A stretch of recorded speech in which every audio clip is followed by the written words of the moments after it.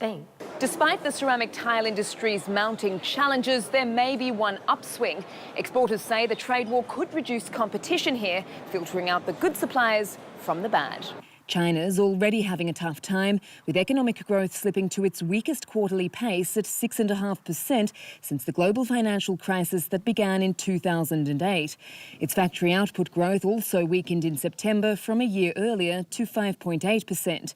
Policymakers have announced measures to lower costs, cut taxes and fast-track more infrastructure projects. But analysts say more is needed to put a floor under the slowing economy.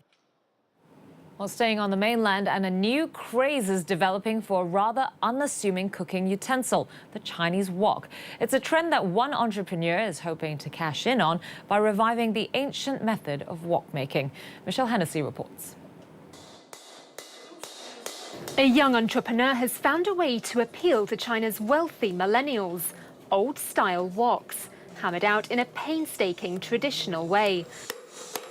Tian Huan and his team of blacksmiths have revived the ancient method to tap into a craze for niche handmade goods. Reuters' Thomas Soon visited the small village producing them in central China.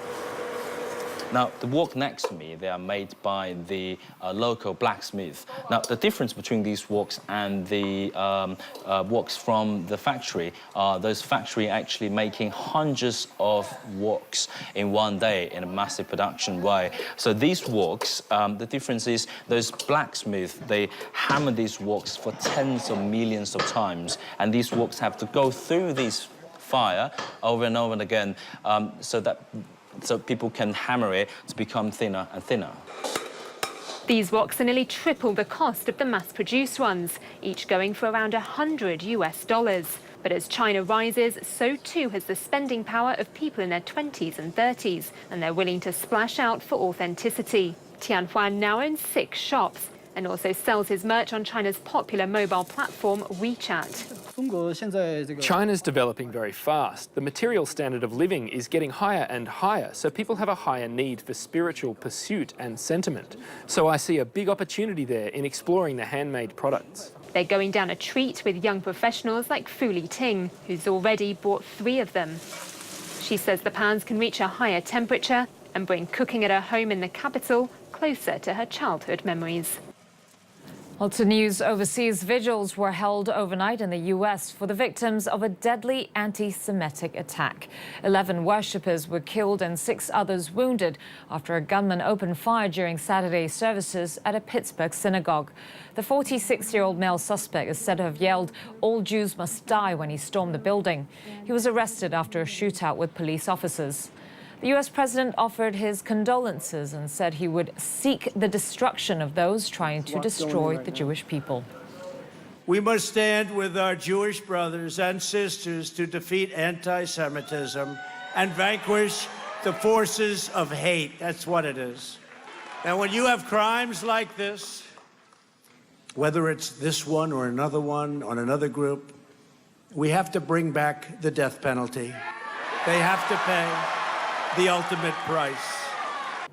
Over in the UK, tragedy struck at Leicester City after a helicopter crashed outside the football club's stadium. As fans waited for news of any survivors, many placed flowers by the stadium to pay their respects. Sources say the club's owner, along with his daughter and 3 others, were on board when the accident happened. Sarah Hamarjani has the details of the overnight crash. A helicopter went down in a ball of flames outside English football club Leicester City on Saturday. UK media say it belonged to the club's owner, Vichai Srivanhanaprabha.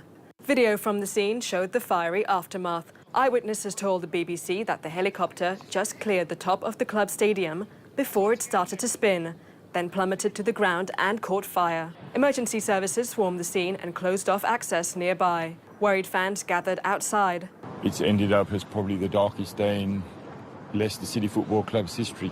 Vichai is a favourite among them. After he bought the team, Leicester City went on to stun the football world by winning the 2016 league title.